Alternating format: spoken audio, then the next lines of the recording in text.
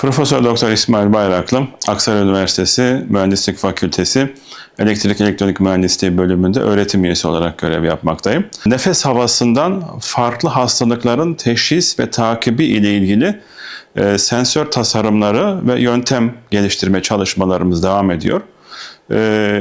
Günümüzde yaygın olarak hastalıklara yoğunlaştık. Dünya Sağlık Örgütü verilerine göre 2024 yılında dünya genelinde 550 milyon civarında diyabet hastası bulunmaktadır. Bu rakamın 2030 yılında 650 milyona, 2045 yılında ise yaklaşık 800 milyona çıkması beklenmektedir.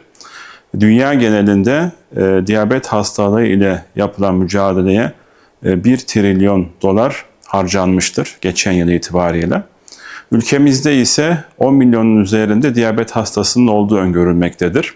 Ülkemize maliyeti yıllık yaklaşık olarak 20 milyar TL civarındadır. Kansız, iğnesiz diyabet hastalığı nefes havasından analiz edilebilir mi sorusundan yola çıkarak bir yöntem ve cihaz geliştirdik. Dünya genelinde ve ülkemizde çok fazla diyabet hastası var. Diyabet hastaları günlük şeker düzeylerini kontrol etmek için iğne kullanıyorlar. Parmak uçlarını delmek durumunda kalıyorlar ve bu gerçekten de acılı bir yöntem. Özellikle küçük yaştaki çocuklar için acılı bir yöntem oluyor.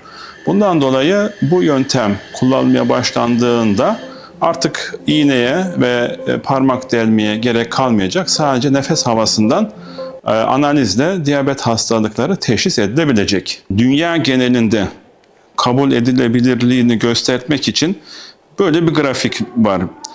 Bu grafik Amerikan Diyabet Derneği toplantısına katılan 100 tane diyabet uzmanı tarafından oluşturulmuş bir grafik ve dünya genelinde kabul gören bir grafik. Bizim yaptığımız analizlerde 150 kişide görmüş olduğunuz gibi tüm örnekler A bölgesinde, yani %100'lük bir doğruluk oranına ulaşmış olduk. Şu anda geldiğimiz bu süreçte cihazı taşınabilir halden, yani bir kişinin rahatlıkla efor sarf etmeden bir yerden diğer yere taşıyabilecek bir duruma getirdik.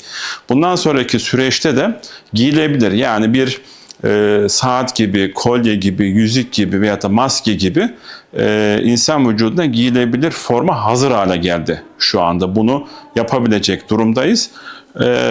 Ve hastanede klinik çalışmalara başladık. Şu anda 150 tane hastayı analiz ettik. Bu 150 hasta analizi sonucunda çok güzel sonuçlar elde ettik.